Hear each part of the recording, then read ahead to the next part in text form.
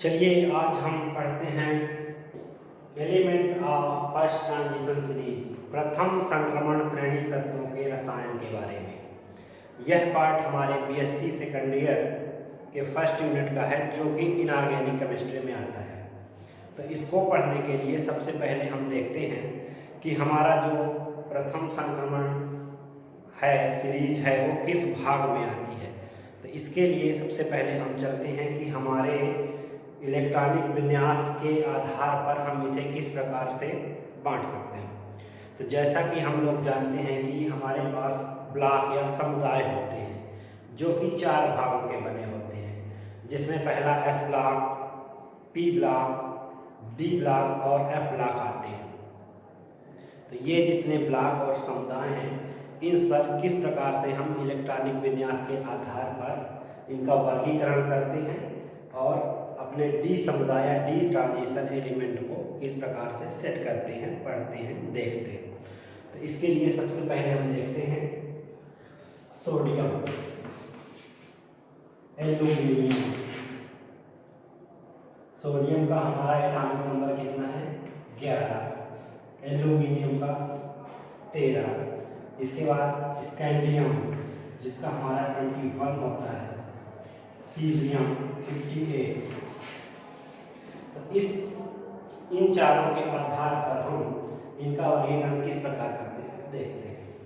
जब हम सोडियम का इलेक्ट्रॉनिक कन्फिगरेशन करते हैं तो इसमें हमें 1s2 2s2 2p6 3s1 मिलता है, प्राप्त होता है। कैसे? 2 4 6 10 और 1 मिलाकर 11 बनते हैं। यहाँ पर हमारे पास 11 इलेक्ट्रॉन है। तो इलेक्ट्रॉनों को हम इस प्रकार इस क्रम में व्यवस्थित करते हैं। तो जब हमारा अंतिम इलेक्ट्रॉन जिस कक्षक में जाता है उसको हम उस समुदाय के तत्व या उस ब्लॉक के एलिमेंट कहते हैं। तो यहाँ पर हमारा S में जा रहा है, तो यह S ब्लॉक एलिमेंट कहलाता है। S block element. इसी प्रकार एल्यूमिनियम के लिए 13 हमारा एटॉमिक नंबर हो जाता है। 1s2 2s2 2p6 3s2 2 4 10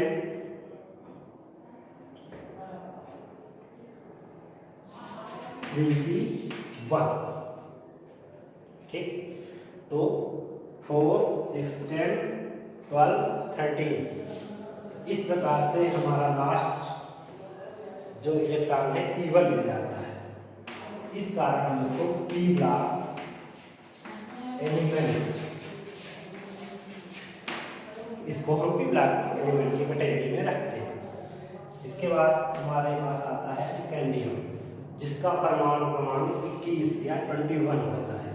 अब इसको हम किस प्रकार से सेट करते हैं, देखिए। 1s2 2s2 2p6 3s2 3p6। अब यहाँ पर 3d1 4s2 होता है। क्यों, देखते हैं। 2 4 6 10 12 18 19 20 21।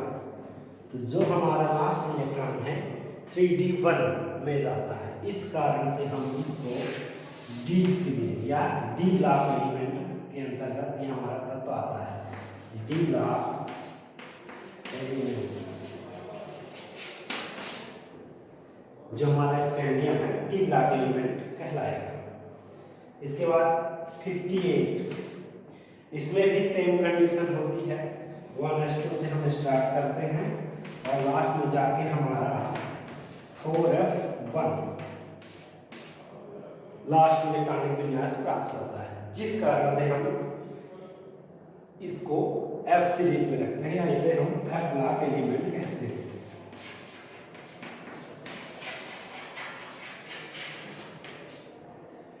इस प्रकार से हम कैटेगरी बांटते हैं कि कौन कौन सा एलिमेंट हमारा किस ब्लॉक में आ रहा है। तो डी ब्लॉक एलिमेंट को देखते हैं। डी ब्लॉक एलिमेंट,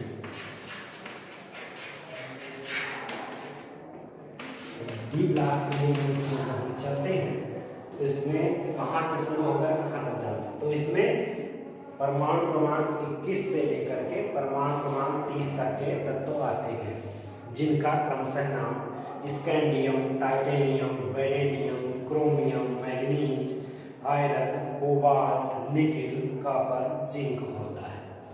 कहाँ कहाँ?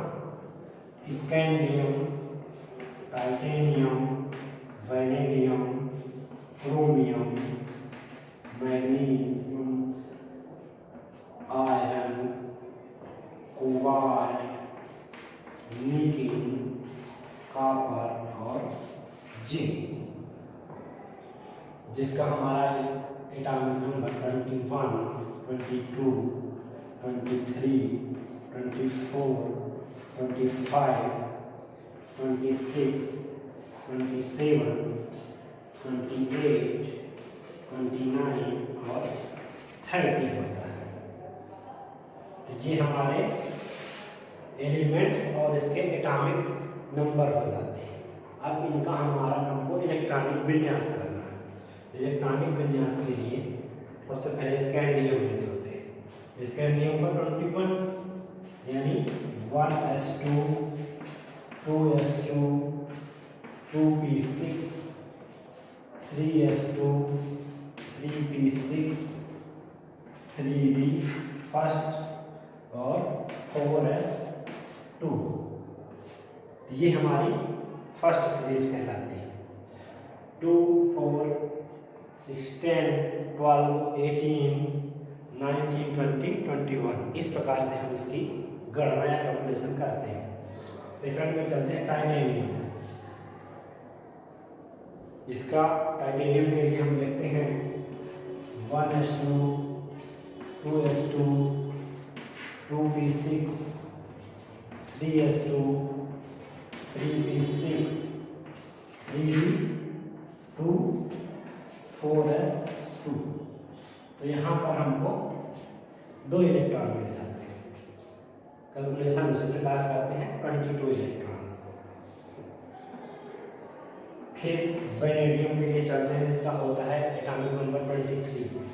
23 के लिए same condition 1s2, 2s2, 2p6, 3s2, 3p6, 3d3, 4s2।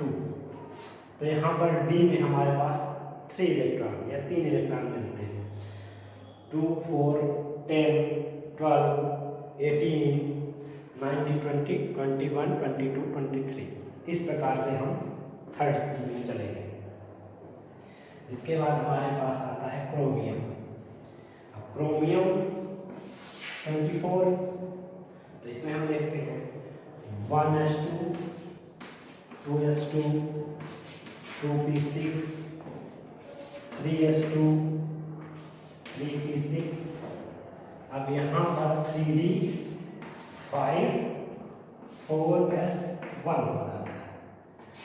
यहाँ पर 3d4, 4s2 ना होकर के 3d5 और 4s1 में इलेक्ट्रॉन चला जाता है, क्योंकि यहाँ पर हमारे पास हाफ फील्ड और फुल फील्ड अप्लाई होती है। हाफ फील्ड मीन्स जहाँ पर हमारे या तो 5 इलेक्ट्रॉन हो या तो 10 इलेक्ट्रॉन हो।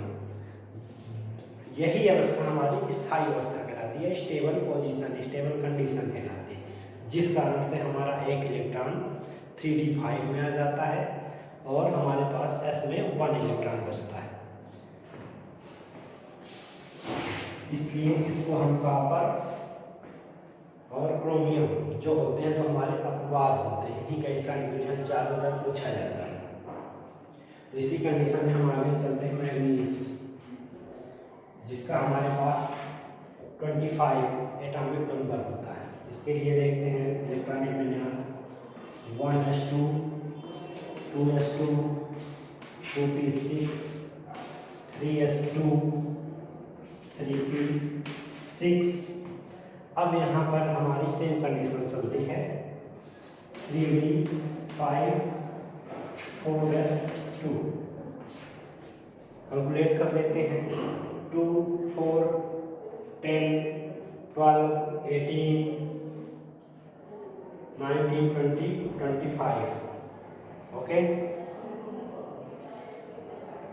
नेक्स्ट आयरन 26 तो 26 कंडीशन में 1s2 2s2 2p6 3s2 3p6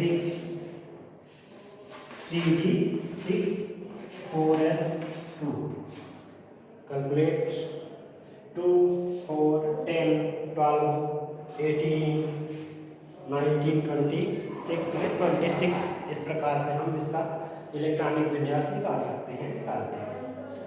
अगली condition cobalt 27 1s2 2s2 2p6 3s2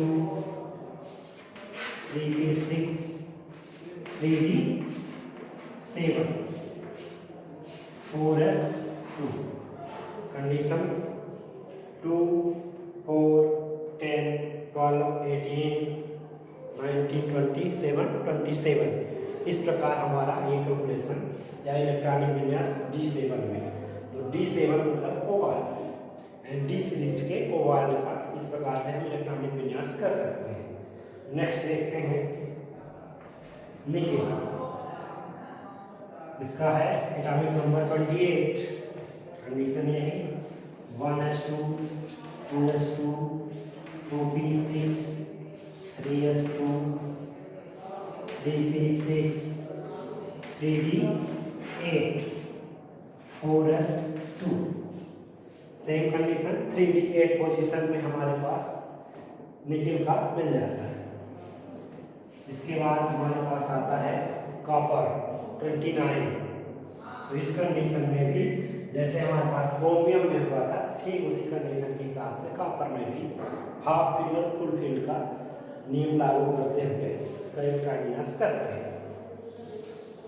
1s2 2s2 2p6 3s2 3p6 3d अब यहाँ 3d9 में होकर के 3d10 शो करते हैं और 4s1 करते हैं। कैलकुलेशन करने पर 2 4 10 12 18 28 29 इस कंडीशन में हमारा ये हाफ फील्ड और फुल फील्ड के कारण 10 में इलेक्ट्रॉन जाता है। अगली कंडीशन हमारी जिंक आती है। जिंक में 30 तो 1s2 2s2 2p6 3s2 3p6 3d10 4s2 electron हमारे पास 30 हो जाते हैं। 2 4 10 12 18 19 20 10 30 तो इस प्रकार से हम इसका इलेक्ट्रॉनिक विन्यास करते हैं और जितने भी हैं scandium titanium vanadium chromium manganese iron cobalt nickel copper zinc इनको हम डी ब्लॉक के तत्व या डी ब्लॉक एलिमेंट कहते हैं। इसकी अगली कंडीशन में हम अगले भाग को देखते हैं। इन्हें हम फर्स्ट ट्रांजिशन सीरीज के नाम